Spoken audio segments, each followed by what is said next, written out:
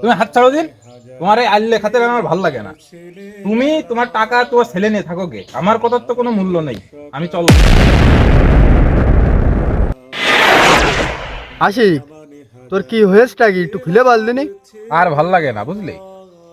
হাঁটুর বয়সী ছেলে পেলে আমাকে সামনে দামি আইফোন দামি মোটরসাইকেল ব্যবহার করতেছে, এসব দেখলি আর বাড়ি থাকতে মন চায় না। তুই এই বয়সে দামি আইফোন মোটরসাইকেল কি করবি? তোর হাতে একটা ভালো একটা ফোন আছে, এটাতে তো অনেকদিন ব্যবহার করতে পারবি। ও, তুমি পিস সাহেব হয়ে গেছাও। তুমি যে কয়দিন আগে মোটরসাইকেলের জন্য তোমার বাপের বাড়িতে তাড়াই দিলে, সে কথা মনে নেই? আমি আসলে বুঝতে পারিছি বাপের বাড়ি থেকে তাড়াই দিয়ে তার সন্তানের কাছে দামি ফোন দামি মোটরসাইকেল আগে না, তার বাপই আগে। তোদের এই ক্যাসেল আমার ভালো লাগতেছে না। আমার বাপে দামি আইফোনও কিনে দিতে পারবে না, দামি মোটরসাইকেল কিনে দিতে পারবে না। এই হাত ছড়া, আমার কাছে এই সাইকেলই ভালো। আমি চললাম। জীবনেরই টানা পড়নে কিছু আমাদের বয়সের ছেলেমেয়েরা যেভাবে বাপের কাছ থেকে টাকা পয়সা নিয়ে আইফোন মোটরসাইকেল কিনতেছে, বেপারা মোটরসাইকেল চালায়, এই যে দুর্ঘটনার শিকার হচ্ছে, কেউ মরতেছে, কেউ পঙ্গু হচ্ছে, একটা পরিবার অর্থনৈতিকভাবে ধ্বংস হচ্ছে, তার সন্তান হারাচ্ছে, গোটা পরিবারটাই ধ্বংস হয়ে যাচ্ছে শুধুমাত্র ওই ছেলের অন্যায় আবদারের জন্য।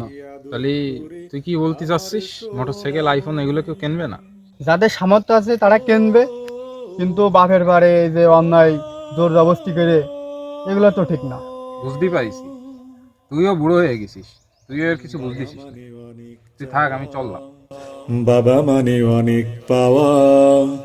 আমিও তোর থেকে কম ছিলাম না, একটা বাপের অনুপস্থিতিতেই আমি হাড়ে হাড়ে টের পাইছি বাস্তবতা কি জিনিস। মেলা হাতছানি দেয় আজো। দাদা, তোমার ছেলেরে এক সপ্তাহ টাইম দিলাম, এক সপ্তাহের মধ্যেই আমার আইফোন আর মোটরসাইকেল কিনে দিতে হবে। বাপ তোর, তুই বলগে আমি বলবো কেন? বাপ তো আমার, ছেলে তো তোমার। আমার এই এক সপ্তাহের মধ্যে মোটরসাইকেল আর আইফোন চাই।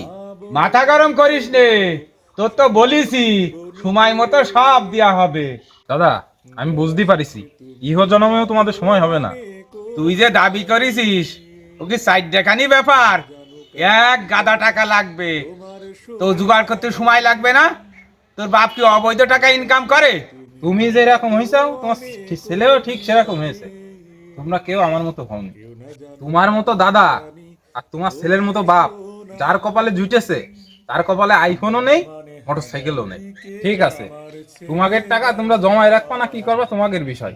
আমার থেকে যখন তোমাদের কাছে টাকার মূল্য বেশি, তাহলে আমি আমার পথ দেখি। খবরদার এই ভুল করবি না যেন।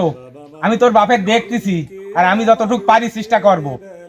তুই বাড়িতে খবরদার যাবি না যেন। তুমি হাত ছাড়ো দিন। তোমার এই আল্লে খাতে আমার ভালো লাগে না। তুমি তোমার টাকা তোমার ছেলে নিয়ে থাকো গে, আমার কথার তো কোনো মূল্য নেই। আমি চললাম। আশিক রে, তুই বাড়ি সাইডে যাইস নে, এদিকে আয়, শোন শোন।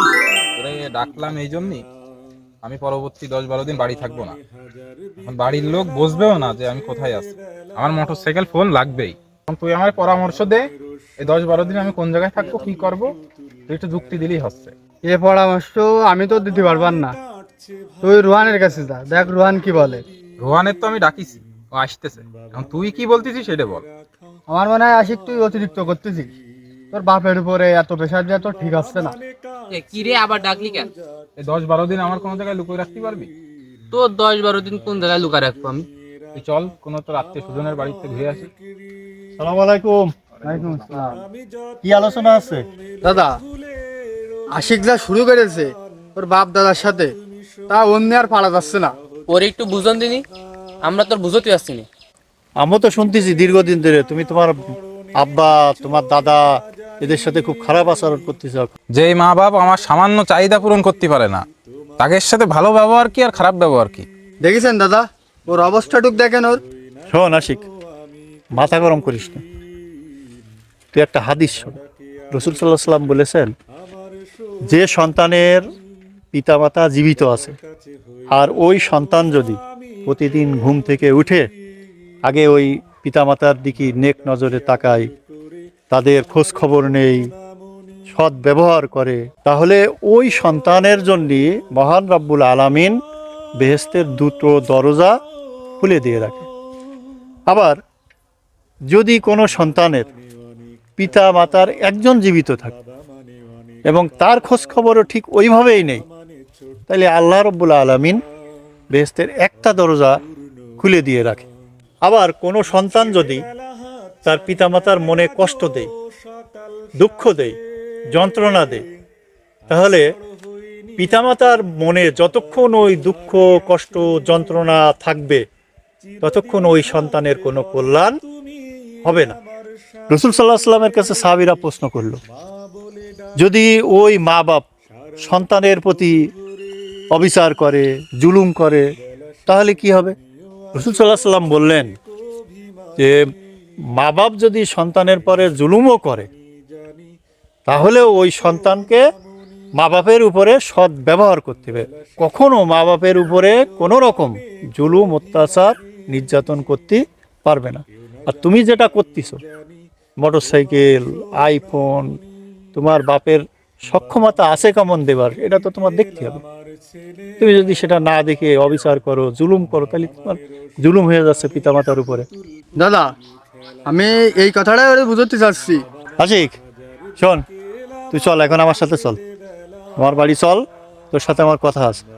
বাবা মানে হাজার বিকেল আমার ছেলেবেলা, এই অন্তর তাহলে চল, বাবা ভালো মানে জায়গায় রোজ পড়েছি। সকালে পুতুল পুতুল খেলা, বাবা মানে কাটছে ভালো যা